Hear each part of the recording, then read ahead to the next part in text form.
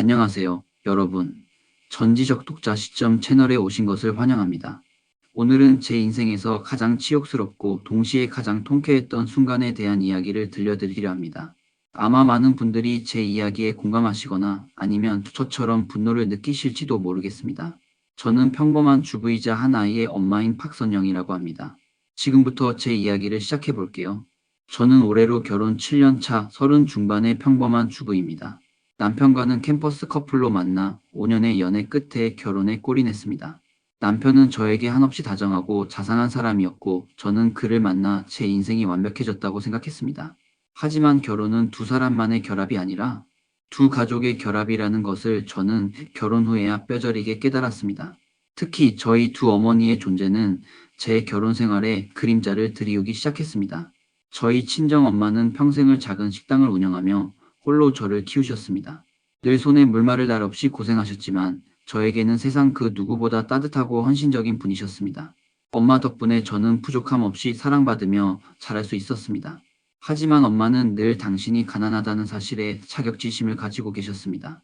제가 결혼할 때도 혹시라도 사돈댁에 누가 될까봐 노심초사하셨죠. 반면 시어머니는 남편이 어릴 때부터 사업을 크게 성공시켜 부유하게 사셨습니다. 명품 옷과 보석으로 치장하고 외제차를 타고 다니는 것이 일상이셨죠. 시어머니는 늘 자신감이 넘쳤고 당신의 부를 과시하는 것을 좋아하셨습니다. 남편은 그런 시어머니를 존경했고 시어머니의 말이라면 무조건 따르는 효자였습니다.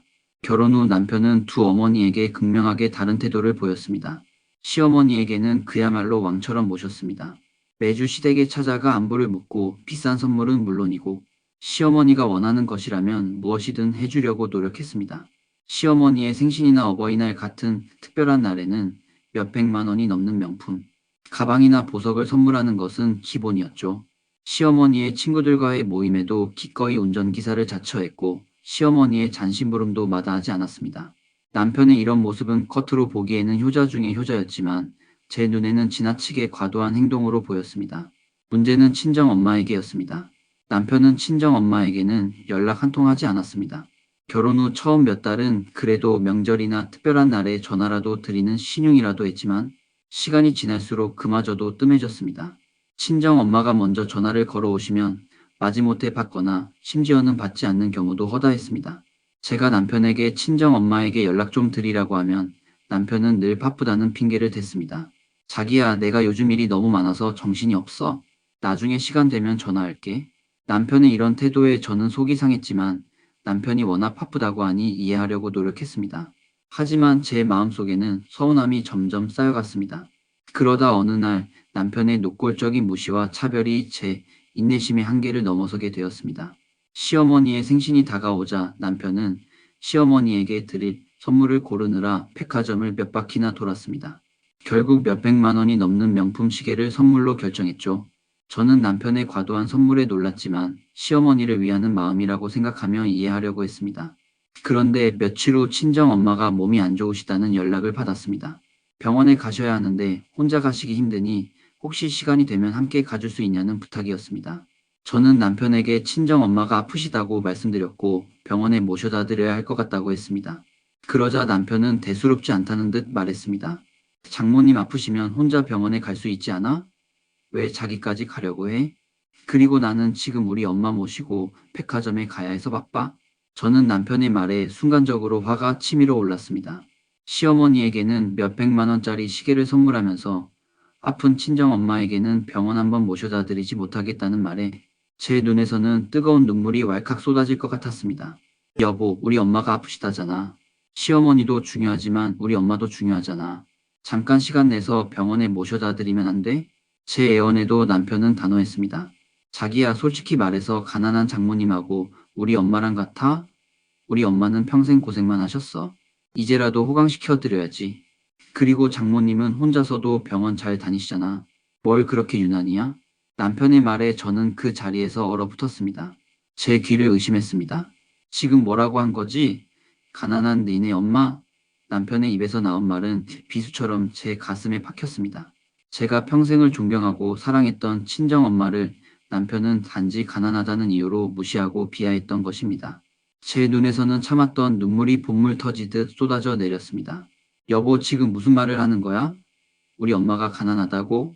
어떻게 그런 말을 할 수 있어? 저는 흐느끼며 남편에게 따져 물었습니다. 남편은 제 반응에 오히려 짜증을 내며 말했습니다. 사실이잖아. 우리 엄마는 평생 돈 걱정 없이 사셨고 장모님은 평생 돈 때문에 고생하셨잖아. 그래서 내가 우리 엄마한테 더 잘해드려야 한다고 생각하는 게 뭐가 잘못됐어? 남편의 말에 저는 더 이상 아무 말도 할 수 없었습니다. 제 남편이 이렇게까지 속물적이고 이기적인 사람인 줄은 꿈에도 몰랐습니다. 저는 그 자리에서 주저앉아 하염없이 울었습니다. 제 결혼 생활이 송두리째 흔들리는 느낌이었습니다. 그날 이후 저는 남편에게 깊은 실망감을 느꼈습니다. 남편의 가난한 장모님이라는 말은 제 마음속에 지울 수 없는 상처로 남았습니다. 저는 남편과 대화하려고 노력했지만 남편은 자신의 잘못을 전혀 인정하지 않았습니다. 오히려 제가 예민하게 군다며 저를 나무랐습니다. 자기야, 내가 틀린 말 한 것도 아니잖아. 사실을 말한 것뿐인데 뭘 그렇게 심각하게 생각해? 그리고 우리 엄마한테 잘해드리는 게 뭐가 문제야? 남편이 뻔뻔한 태도에 저는 더 이상 함께 살 수 없다고 생각했습니다. 사랑했던 남편이 이렇게까지 변할 수 있다니 제 눈에는 남편이 더 이상 제가 알던 그 사람이 아니었습니다. 저는 며칠 밤낮을 고민한 끝에 결국 이혼을 결심했습니다. 남편에게 이혼을 요구하자 남편은 처음에는 황당하다는 반응을 보였습니다. 이혼 후 갑자기 무슨 소리야? 내가 뭘 그렇게 잘못했다고 이혼을 해? 저는 남편에게 그동안 쌓였던 모든 서운함과 분노를 쏟아냈습니다. 남편이 친정엄마에게 보인 무시와 차별, 그리고 가난한 니네 엄마라는 모욕적인 발언까지 모든 것을 이야기했지만 남편은 여전히 자신의 잘못을 인정하지 않았습니다. 오히려 저를 비웃으며 말했습니다. 그래, 이혼해. 내가 뭐 솔직히 아쉬울 것도 없어. 만날 여자 많아. 그리고 가난한 집안이랑 사돈 맺는 것도 솔직히 좀 그랬어. 남편의 마지막 말은 제 마음의 대못을 박는 것 같았습니다. 저는 더 이상 남편과 한 공간에 있는 것조차 견딜 수 없었습니다. 결국 저는 아이를 데리고 친정으로 돌아왔습니다.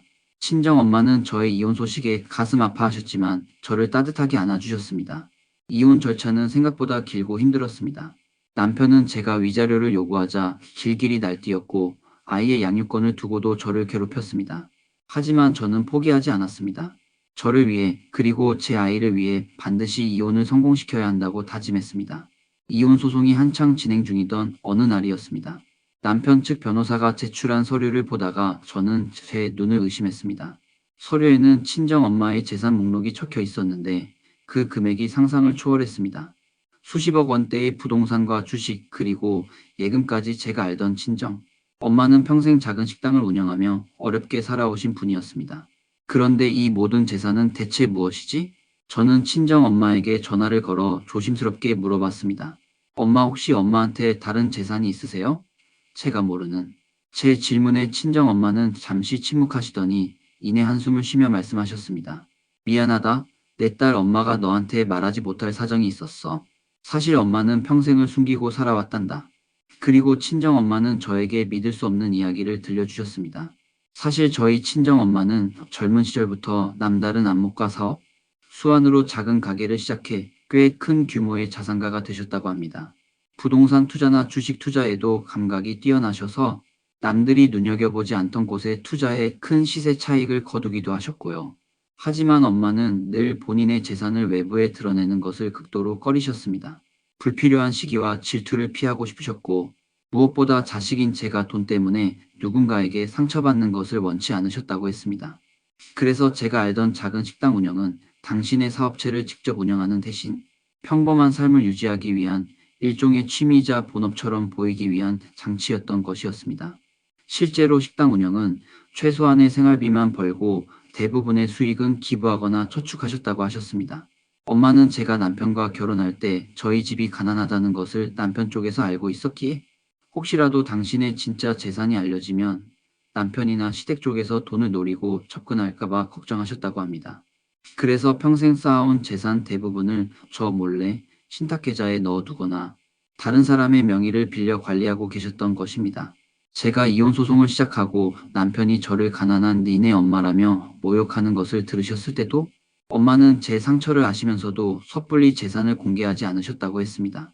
혹시라도 남편이 제가 돈 때문에 이혼하는 것으로 오해할까봐 그리고 오직 저의 독립적인 힘으로 이혼 과정을 헤쳐나가기를 바라셨다고 하셨습니다. 하지만 남편이 도를 넘어선 조롱과 비하를 계속하고 이혼 소송이 장기화되자 더 이상 제가 힘들어하는 것을 두고 볼 수 없다고 판단하여 당신의 재산을 공개하기로 결심하셨던 것입니다. 저는 엄마의 이야기를 듣고 충격에 휩싸였습니다. 제가 알던 엄마는 그저 가난하고 평범한 식당 주인이었는데 사실은 엄청난 부자였다니. 게다가 그동안 남편에게 가난한 니네 엄마라는 모욕을 들으면서도 엄마는 아무 말 없이 모든 것을 감내하셨던 것입니다. 제 마음은 미안함과 죄책감으로 가득 찼습니다. 이혼 후 저는 엄마와 함께 새로운 삶을 시작했습니다. 엄마는 저에게 그동안 숨겨왔던 재산을 모두 공개하셨고, 저는 엄마의 도움으로 작은 카페를 열어 제2의 인생을 시작했습니다. 돈 때문에 사람을 무시하고 가족을 비하했던 그의 속물적인 모습은 제 기억 속에서 영원히 지워지지 않을 것입니다.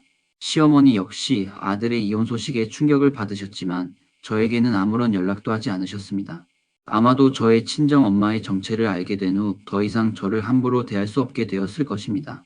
저는 이제 더 이상 남편과 시어머니의 눈치를 보지 않고 제 마음대로 살 수 있게 되었습니다. 엄마와 아이와 함께 행복한 나날을 보내고 있습니다. 이혼은 저에게 아픔이었지만 동시에 새로운 삶을 시작할 수 있는 기회를 주었습니다. 그리고 무엇보다 제가 평생을 존경하고 사랑했던 친정 엄마의 진정한 모습을 알게 된 소중한 경험이었습니다. 그날의 사건은 저에게 많은 것을 가르쳐 주었습니다. 첫째, 사람을 겉모습이나 재산으로 판단해서는 안 된다는 것입니다. 남편은 친정 엄마의 겉모습만 보고 무시했지만 사실 엄마는 누구보다 지혜롭고 강인한 분이셨습니다. 둘째, 가족의 소중함입니다. 엄마는 제가 힘들 때마다 늘 제 곁을 지켜주셨고 저를 위해 모든 것을 희생하셨습니다. 저는 엄마의 사랑과 희생 덕분에 다시 일어설 수 있었습니다.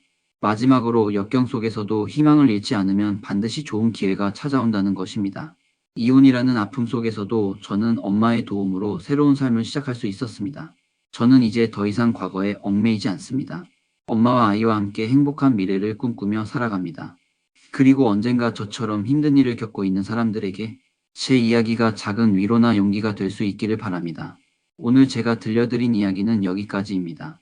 제 이야기가 여러분에게 작은 공감이나 울림을 주었다면 정말 기쁠 것 같습니다.